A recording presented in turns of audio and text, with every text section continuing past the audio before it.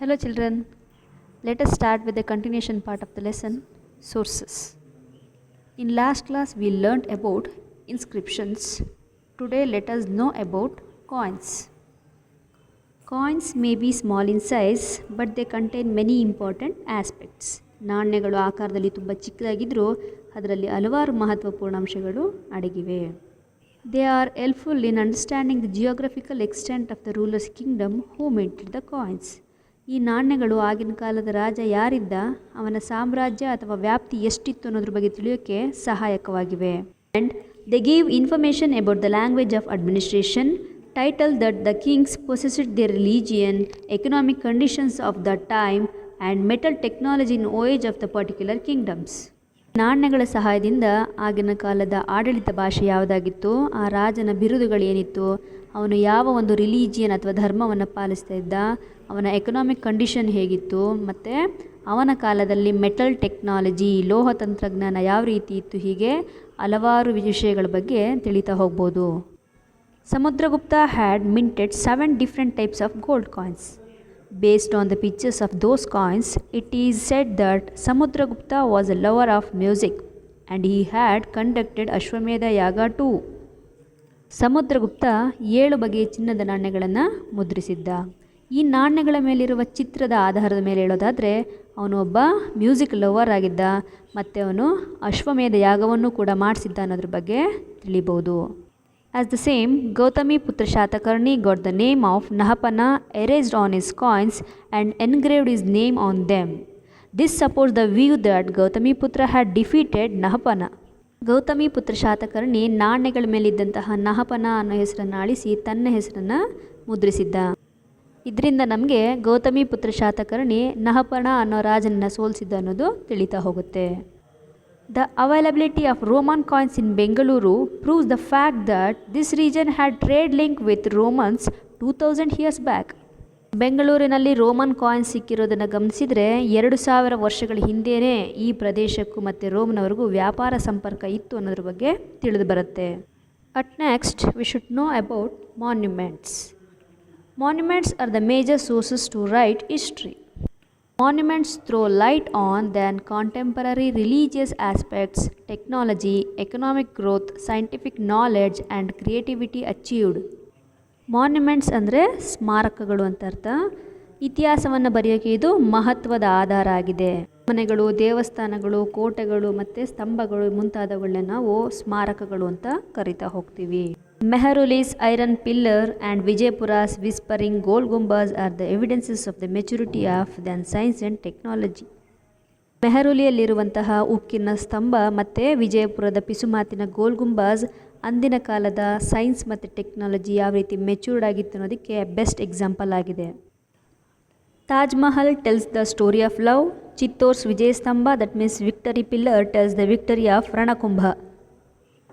ತಾಜ್ ಮಹಲ್ ಶಹಜಹಾನ್ನ ಪ್ರೀತಿಯ ಬಗ್ಗೆ ಹೇಳಿದರೆ, ಚಿತ್ತೂರಿನ ವಿಜಯ ಸ್ತಂಭ ರಣಕುಂಭನ ವಿಜಯದ ಬಗ್ಗೆ ಹೇಳ್ತಾ ಹೋಗುತ್ತೆ. The cave pictures and engravings of Elephanta, Ellora and Ajanta narrate the mastery over painting and sculpture during their time. The temples Aihole and Pattadakallu explain the evolution of Indian temple architecture. Elephanta ಗುಹೆಯಲ್ಲಿ ಮತ್ತು Ellora ಅಜಂತದಲ್ಲಿರುವಂತಹ paintings, ಅದೇ ರೀತಿ Aihole ಪಟ್ಟದಕಲ್ಲಿರುವಂತಹ ಟೆಂಪಲ್ಸಲ್ಲಿರೋ architecture ಇದೆಲ್ಲ ನೋಡಿ ಅಂದಿನ ಕಾಲದ ಕಲೆ ಮತ್ತು ವಾಸ್ತುಶಿಲ್ಪ ಯಾವ ರೀತಿ ಇತ್ತು ಅನ್ನೋದ್ರ ಬಗ್ಗೆ ತಿಳಿತಾ ಹೋಗ್ಬೋದು. That the monuments of Nalanda and the architecture of madrasas built by Gawan in Bidar narrate the importance given to education during those times. The fort of Srirangapatna explains the accomplishments in the area of defense technology. Nalanda ಸ್ಮಾರಕದಿಂದ ಅಂದಿನ ಕಾಲದ ವಾಸ್ತುಶಿಲ್ಪ ಮತ್ತು ಶಿಕ್ಷಣದ ಮಹತ್ವ ಹೇಗಿತ್ತು ಅನ್ನೋದ್ರ ಬಗ್ಗೆ ತಿಳಿಯೋದಾದರೆ, ಶ್ರೀರಂಗಪಟ್ಟಣದ ಕೋಟೆಯಿಂದ ಅಲ್ಲಿನ ರಕ್ಷಣಾ ಕೌಶಲ್ಯ ಯಾವ ರೀತಿ ಇತ್ತು ಅನ್ನೋದ್ರ ಬಗ್ಗೆ ತಿಳಿತಾ ಹೋಗ್ಬೋದು. At last we should know about other ruins. Terracottas, bangles, beads and seals by applying carbon-14 dating procedure on the biological ruins, that means dead animals, birds, trees found in these sites. One can arrive at the accurate period of the ruins.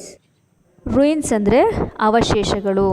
ಭೂಮಿಯನ್ನು ಅಗಿದು ತೆಗೆಯುವಂತಹ ಸಂದರ್ಭದಲ್ಲಿ ಸಿಕ್ಕಂತಹ ಮಡಿಕೆ ಚೂರು, ಮಣಿ, ಮುದ್ರೆ, ಲೋಹದ ತುಣುಕು ಮೊದಲಾದ ಅವಶೇಷಗಳ ಸಹಾಯದಿಂದ ಅಂದಿನ ಕಾಲದ ಆರ್ಥಿಕ ಸಾಮಾಜಿಕ ಪರಿಸ್ಥಿತಿ ಹೇಗಿತ್ತು, ಧಾರ್ಮಿಕ ಜನಜೀವನ ಹೇಗಿತ್ತು, ಅವರ ವ್ಯಾಪಾರ ವ್ಯವಹಾರ, ಆಹಾರ ಪದ್ಧತಿ ಮುಂತಾದ ವಿಷಯಗಳ ಬಗ್ಗೆ ಅರ್ಥ ಮಾಡ್ಕೊಳ್ಳೋಕೆ ಇದು ಸಹಾಯ ಮಾಡುತ್ತೆ.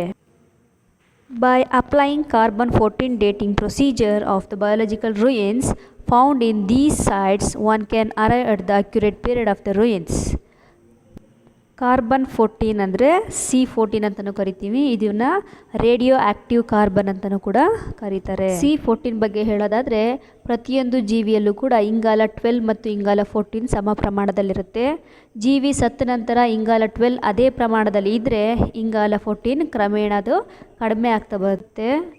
ಇದು 5700 ವರ್ಷಗಳಿಗೆ ತನ್ನ ಅರ್ಧ ಪ್ರಮಾಣದಷ್ಟು ಕಡಿಮೆ ಆದರೆ ಇಂಗಾಲ 12 ಮತ್ತು 14 ಇವುಗಳ ನಡುವೆ ಇರುವಂಥ ಒಂದು ಡಿಫ್ರೆನ್ಸ್ನ ಪ್ರಯೋಗದ ಮೂಲಕ ಗುರುತಿಸಿದರೆ ಆ ಒಂದು ಪಳೆಯುಳಿಕೆ ಎಷ್ಟು ಅಥವಾ ರೂಯಿನ್ಸ್ ಎಷ್ಟು ಹಳೆಯದು ಅನ್ನೋದನ್ನು ಲೆಕ್ಕಾಚಾರ ಮಾಡಿ ಹೇಳ್ಬೋದು. ಈ ವಿಧಾನದ ಮೂಲಕ 10,000 ವರ್ಷಗಳ ಹಿಂದಿನವರೆಗಿನ ಪಳೆಯುಳಿಕೆಗಳನ್ನ ಅಥವಾ ರೂಯಿನ್ಸ್ನ ನಾವು ಗುರುತಿಸಬಹುದು. Buddha stupas came to light during excavations at Sannati in Yadgiri district and Rajaghatta of Doddaballapura taluk. ಈ ಒಂದು ಎಕ್ಸ್ಕವೇಷನ್ ಮೆಥಡಿಂದ ಕಲಬುರಗಿ ಜಿಲ್ಲೆಯ ಸನ್ನತಿ ಮತ್ತು ದೊಡ್ಡಬಳ್ಳಾಪುರದ ಸಮೀಪದ ರಾಜಘಟ್ಟದಲ್ಲಿ ಬೌದ್ಧ ಸ್ತೂಪಗಳು ಬೆಳಕಿಗೆ ಬಂದಿವೆ. In the excavations conducted at Arikamedu and Pattanam in Tamil Nadu, a large number of evidences were found that speak of commercial contact between South India and Romans. ತಮಿಳುನಾಡಿನ ಅರಿಕಮೇಡು ಮತ್ತು ಪಟ್ಟಣಂ ಎಂಬಲ್ಲಿ ನಡೆದಂತಹ ಉತ್ಖನನದಿಂದ ರೋಮ್ ಮತ್ತು ದಕ್ಷಿಣ ಭಾರತ ನಡುವೆ ಯಾವ ರೀತಿ ಒಂದು ವ್ಯಾಪಾರ ಸಂಬಂಧ ಇತ್ತು ಅನ್ನೋದ್ರ ಬಗ್ಗೆ ಅತಿ ಹೆಚ್ಚಿನ ಸಾಕ್ಷಿಗಳು ಸಿಕ್ಕಿವೆ. I hope you understood. With this I let the class.